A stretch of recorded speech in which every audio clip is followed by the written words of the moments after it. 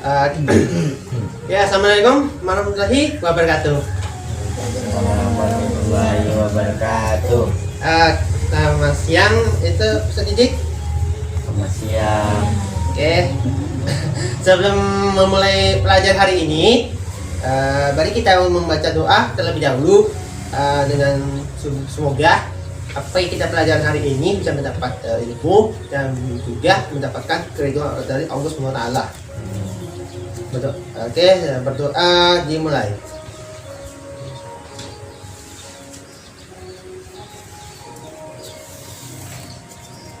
Selesai. Oke, sebelum memulai pelajaran hari ini, Bapak akan absen terlebih dahulu. Apakah hadir semua?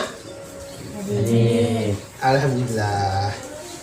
Setelah hadir, baik, Bapak akan menyampaikan materi yang untuk hari ini kita akan menyampaikan itu tentang adanya Islamku ada agamaku. Ini menjelaskan tentang adanya rukun Islam. Ya, seperti biasa kita akan membahas itu tentang rukun Islam dalam kehidupan sehari-hari. Dalam seperti biasa umat Islam tuh pasti akan sudah tahu semua ya nama Islam seperti apa. Nah, kita bahas hari ini. Nah, ada yang tahu pernah dengar melihat seseorang baca dua kalimat syahadat? Seperti dalam seperti apa seperti sholat dengan seseorang baca sholatnya ya. Nah, itu kan ada kalimat syahadat dalamnya. Itu mungkin semua orang sudah tahu. Mungkin kita sudah sering melihat orang gimana yang berzakat dengan melihat kita sering puasa ya.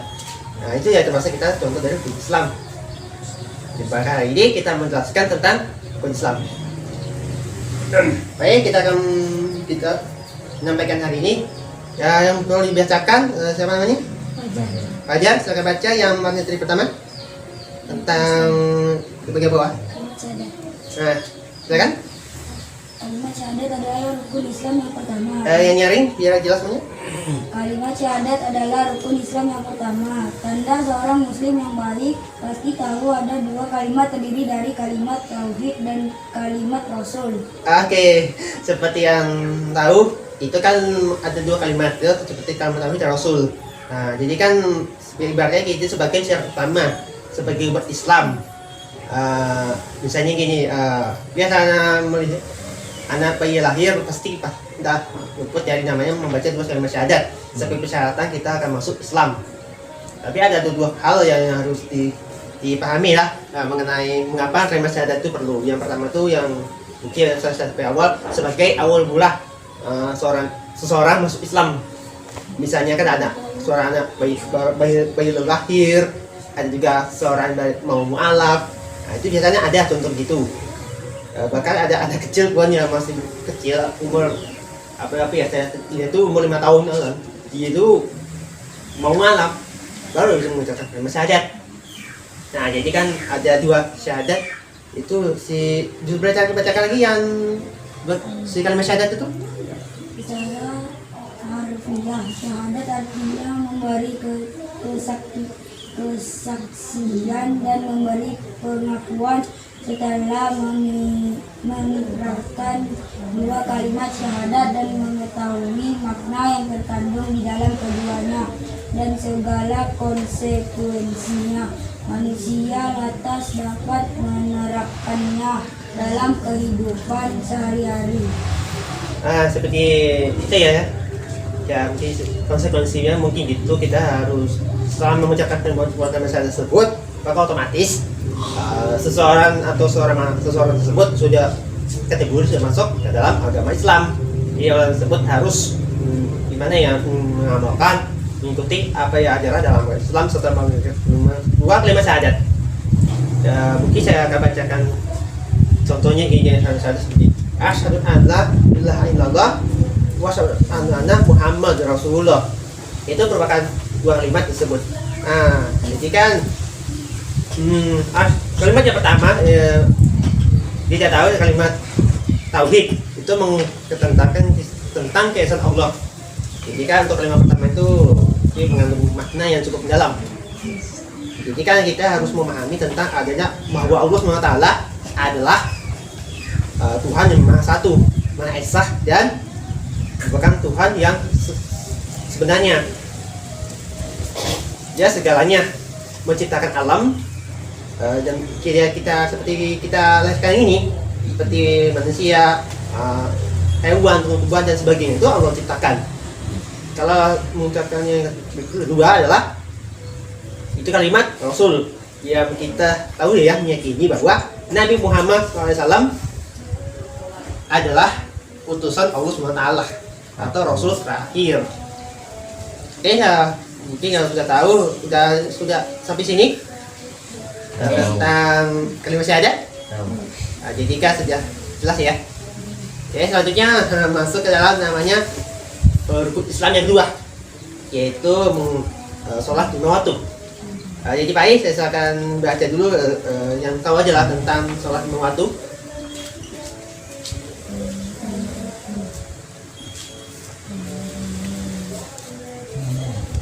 Tentang sholat lima waktu tuh.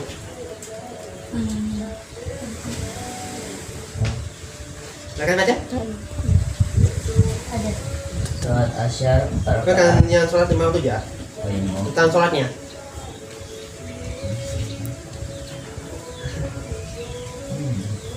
Oke, kalau saya tahu mungkin bisa baca lagi bawah tentang sholat. Maka kita sholat dulu. Salat adalah rukun Islam yang kedua. Tanda seorang muslim yang baik pasti melaksanakan salat 5 waktu dalam sehari-hari semalam. Salat 5 waktu dalam sehari semalam. Salat zuhur 4 rakaat. Oke, sholat zuhur. Mungkin langsung kita jelaskan ya. Selanjutnya si Dina baca tentang sholat asar. Silakan. Yang bawahnya.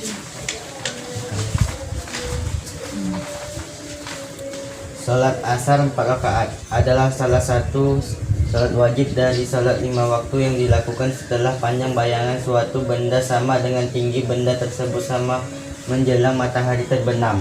Oke, itu minggu sholat asar, nanti kita bahas satu-satu. Terus selanjutnya ya selanjutnya sholat maghrib. Salat maghrib 3 rakaat adalah salah satu salat dari 5 waktu yang dilakukan pada saat matahari terbenam. Oke, itu sholatnya iya maghribnya. Isya. Salat Isya 4 rakaat adalah salah satu salat dari 5 waktu yang dilakukan setelah awan merah di ufuk barat menghilang sampai menjelang terbitnya matahari. Oke, itu sholatnya Isya ya. Kalau selanjutnya sebenarnya membacakan sholat subuh. Salat subuh 2 rakaat adalah salah satu salat wajib dari salat 5 waktu yang dilakukan pada saat fajar sampai menjelang matahari terbit. Oke, kita mudah membaca dan mendengarkan tentang sholat lima waktu. Jadi kita akan bahas nih soal sholat lima waktu. Jadi untuk sholat lima waktu ini udah tahu itu tentang sebuah ibadah yang memang hukumnya wajib setiap umat Islam. Itu tanpa kecuali ya bagi kaum hawa atau perempuan punya halangan, itu memang diharamkan untuk sholat sampai masa selesai. Jadi kita bahas satu tentang sholat zuhur. Nah, seperti yang kita tahu itu kan sholat zuhur itu memiliki rakaatnya berapa? 4 rakaat. Oke. Ini dikerjakan tuh dari kalau sebelum materi bilang mungkin dari jam itu mungkin dari 12 siang sampai jam 3 sore ya. Nah, itu biasanya kita sering dengar memang. Jadi di sholat tersebut kita ada 4 rakaat dan dari berapa baca surah apa saja lah. Itu dilaksanakan siang hari. Sementara di sholat asar mungkin berapa rakaat untuk asar? 4. Tempat juga ya. Nah, jadi untuk sholat asar mungkin sama dengan waktunya, cuma bedanya mungkin dari jam 3 sore mungkin jam sampai mendekati maghrib ya. Itu menambahkan adventure ya. Nah, itu biasanya kan untuk sholat asar. Jadi kan untuk 4 rakaat. Terus berikutnya adalah maghrib. Itu berapa rakaat?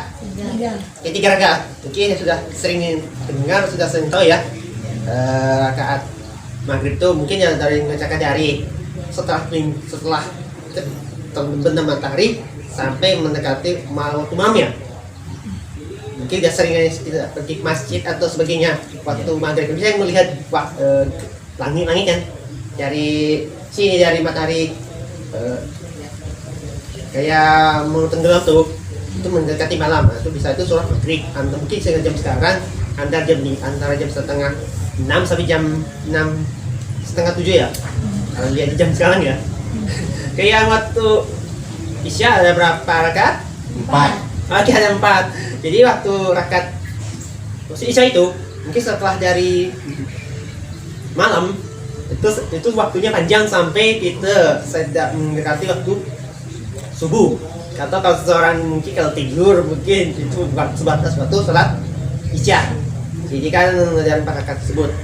Ada kalau misalnya kita misalkan sholat bawah Isya itu kalau orang belum tidur bisa tengah malam, kalau misalnya tengah malam itu masih bisa, kecuali mana seseorang yang tidur pulas, baru dikatakan bukan lagi waktu sholat Isya, berarti memainkan jadi sholat tahajud atau sholat tengah malam. Sementara yang di subuh itu berapa rakaat? 2. 2 rakaat. Itu biasanya mengerjakan waktu dari terbenam matahari atau waktu malam hari sampai ke fajar atau matahari terbit ya. Terbitnya matahari. Oke, benar sekali Dina. Ibaratnya di jam sekarang ini mungkin dari jam 4 pagi sampai jam 6 pagi ya. Dan kalau misal sampai matahari terbenam, matahari terbit ya. Sampai terbit. Dari matahari berarti dari jam 4 pagi sampai jam 6 pagi. Kali ya jam sekarang. Jadi setiap masa sesuatu itu mungkin dalam pahala. Sampai ya mungkin sudah tahu ya tentang namanya sholat 5 waktu. Oke, selanjutnya kita bahas rukun Islam yang ketiga. Itu tentang zakat. Boleh kita bahas dulu tentang zakat. Boleh baca pengertian tentang zakat. Zakat? Zakat merupakan rukun Islam yang ketiga. Zakat artinya mengeluarkan sejumlah harta yang kita miliki kepada orang yang berhak menerimanya, seperti orang fakir dan miskin. Setiap orang Islam yang mampu wajib mengeluarkan zakat. Zakat fitrah dikeluarkan pada saat akhir bulan Ramadan. Oke, kita bahas dulu tentang zakat. Oke, kalau kita sering dengar ya tentang adanya selain kita infak, sedekah dengan sedekah. Kalau di zakat ini, mungkin kita ini lebih bahas mengenai mungkin umat Islam tuh sering mendengarkan namanya harta. Harta itu ya bentuk macam-macam. Contohnya kan kalau kita di bulan Ramadan itu misalnya kan mereka membayar itu melalui macam seperti harga beras, kemudian bayar kayak upah uang, betul sekali. Uang, beras dengan makanan sesuai dengan makanan pokok di setiap daerah masing-masing. Jadi kalau kita seperti di Indonesia itu adalah makanan pokok adalah beras atau nasi. Jadi kalau membayar uang zakat itu dibayar dengan harga uang beras. Itu misalnya tuh bayar tuh berapa persen? Itu mengambil berapa persen bayarnya? Ada tahu? Oke, kalau tahu biar Bapak akan tahu. Itu biasanya bayar zakat itu adalah 2,5% dari jumlah total harta yang kita miliki untuk dibayar. Misalnya kan bayarkan seperti badan zakat di masjid terdekat bisa di bulan Ramadan. Karena kalau misalnya membayar beras uang makan konsumsi saja kita membayar tuh dengan uang beras. Contohnya berasnya harganya sekarang tuh bisa 11.000 ya. Nah itu kan dibayar berapa orang? Misalnya kan 3 orang atau 5 orang, sesuainya anggota keluarga lah. Itu disebut nama zakat fitrah. Itu bisa dilakukan pada bulan Ramadan di akhir. Itu boleh kita lakukan. Terus yang berikutnya apa? Puasa. Oke, puasa. Siapa namanya? Si Pai boleh bacakan tentang puasa? Yang jelas? Puasa merupakan rukun Islam yang keempat. Setiap orang Islam Muslim yang mampu wajib melaksanakan puasa. Puasa artinya menahan diri dari makan dan minum. Waktu puasa adalah mulai dari subuh sampai terbenam matahari maghrib. Apapun imsak adalah bentuk kehati-hatian para ulama serta ittiba terhadap Rasulullah Shallallahu Alaihi Wasallam. Akan tetapi waktu puasa tetap dimulai dari terbit fajar sadik subuh.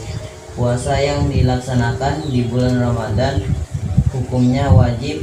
Orang yang berpuasa harus membaca niat puasa atau berniat puasa. Niat puasa, niat sauma robin an adain fardi syahri ramadhani hadihi sanati lillahi ta'ala. Artinya, saya niat berpuasa esok hari menjalankan kewajiban bulan Ramadan tahun ini karena Allah SWT. Oke, kita udah tak bacakan dari si Pak I tentang puasa. Jadi baik kita akan bahas dulu tentang puasa. Ibadah puasa itu, ingat, ya. Untuk puasa itu mungkin ada rukun Islam yang keempat ya. Itu merupakan itu ibadah wajib bagi umat Islam. Itu biasanya itu dilakukan setelah ada seseorang umat Islam yang sudah memasuki usia namanya ibalir atau dibilang tuh sudah cukup umur. Nah, biasanya puasa itu dilaksanakan di bulan Ramadan. Nah, jadi jika ada membaca niat tadi udah betul dikatakan oleh Pak I, membacakan itu niatnya. Ada juga beberapa hal yang kita boleh tahu mengenai puasa. Misalnya, saya bertanya, di dalam bulan puasa ada beberapa hal yang harus kita lakukan. Ada tahu? Yang kita seperti kita lakukan seperti biasanya. Ngaji, sholat, oke. Ada lagi? Bagaimana Pak I? Ada selain itu?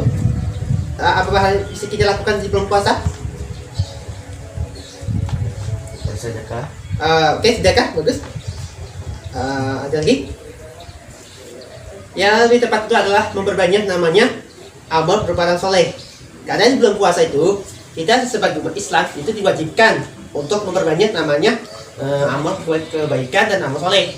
Seperti betul ya teman-teman, seperti kita mengucapkan sholat, membaca ngaji, membaca sedekah, kemudian kita harus membantu seseorang yang membutuhkan. Nah, ada beberapa hal yang penting yang adalah yang pertama, kita harus menahan sesuatu yang membatalkan. Mungkin yang ada tahu, ada beberapa hal apa saja yang bisa membatalkan puasa? Hah? Makan minum dengan? Oke, hampir benar.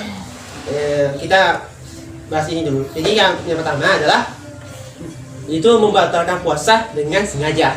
Itu yang pertama. Maksud itu, misalnya contoh, kalau kita akan puasa di siang hari, tiba-tiba kita kita makan di waktu siang, padahal itu puasa. Itu makan dengan sengaja, betul, itu batal puasa. Yang pertama. Yang kedua tuh kita nama pingsan. Itu pingsan itu sudah termasuk ada kategori sebagai orang yang batalkan puasa. Kedua, yang ketiga tuh kita sebagai mungkin tahu sendiri ya, kalau sakit atau kita mengalami operasi kayak mengalami kecelakaan sebagainya, itu hukumnya itu jadi wajib, itu termasuk orang batalkan puasa. Yang terakhir itu dalam keadaan perjalanan jauh, kayak kita ini sedang musafir. Mungkin tidak sering kita tahu ya tentang perjalanan jauh ya. Nah, itu sudah termasuk orang yang membatalkan puasa. Terus ada mengeluarkan sesuatu ya dari siapa yang dubur secara itu dengan sengaja, itu termasuk kategori dalam kita itu membatalkan puasa. Nah, itu memang hal kita berkurang. Jadi puasa itu dilakukan setelah kita dari sholat subuh sampai dari matahari terbit sampai terbenam matahari, ya betul. Kita harus menahan puasa dan memperbanyak kebaikan. Oke, yang terakhir tentang rukun Islam gimana? haji. Haji? Rukun Islam yang kelima adalah ibadah haji di Baitullah. Baitullah artinya rumah Allah. Baitullah berada di kota Mekah. Ibadah haji hukumnya wajib bagi setiap orang muslim yang mampu melaksanakannya, sehat badannya, cukup bekalnya, dan ada transportasinya. Karena Islam tidak memberatkan umatnya.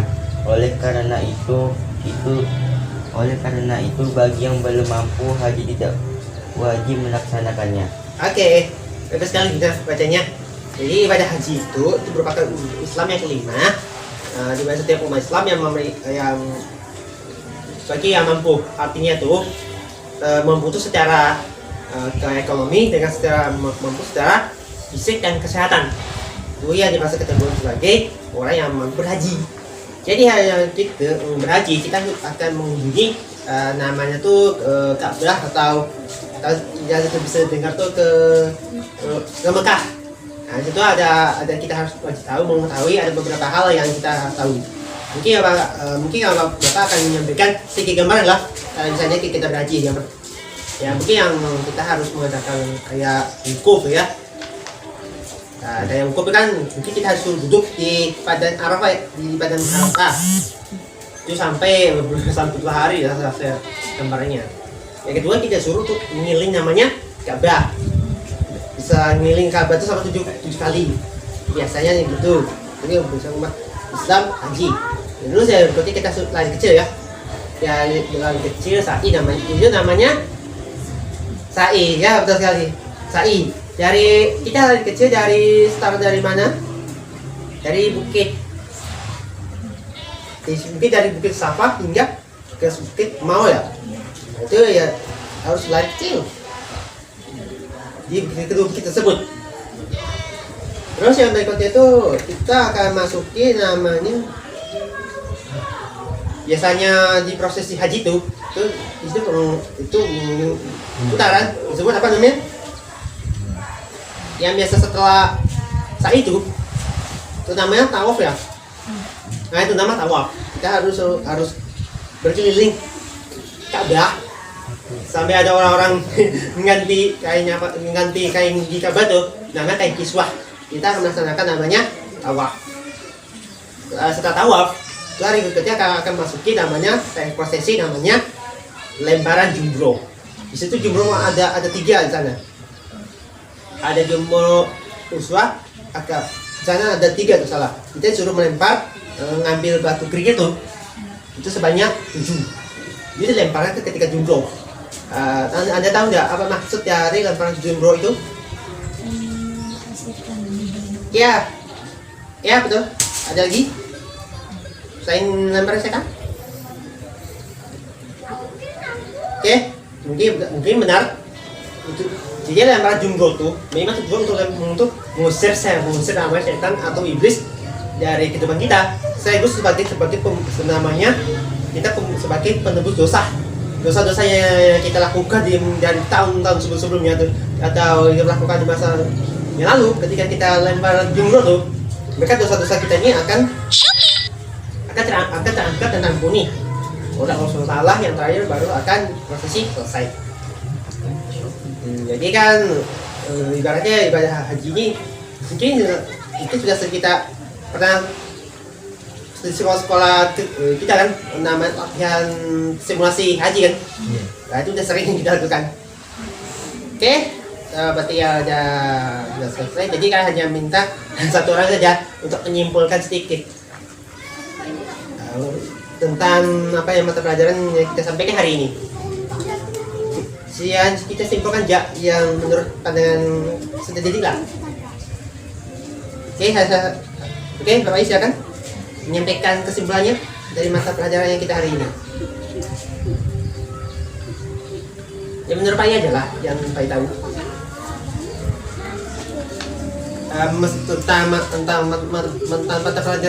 tentang pelajaran yang kita pelajari ini.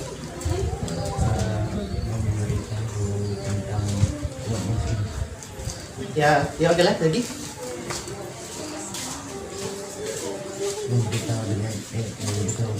Tentang puasa. Oke, mungkin kayak bilang itu bukan pelajaran umat Islam ya, sehingga tentang puasa ya. Oke, ada tidak masalah. Saya akan menyampaikan sedikit kesimpulan. Jadi kesimpulan dan pelajaran hari ini adalah dalam hukum Islam tersebut kita harus wajib menguasai dan mempelajari tentang 5 hukum Islam tersebut. Mungkin kita harus tahu tentang kalimat syahadat, kemudian dari ibadah sholat, kemudian harus tentang puasa, zakat, hingga haji. Itu memang menjadi syarat mutlak yang kita harus lakukan untuk menjadi umat Islam yang sebenarnya, sebenar-benarnya. Jadi ya kesimpulannya seperti itu. Dan saya mengucapkan terima kasih atas perhatiannya, dan pada hari ini cukup sekian, dan jangan Taufik Wijaya. Wassalamualaikum warahmatullahi wabarakatuh. Wassalamualaikum warahmatullahi wabarakatuh.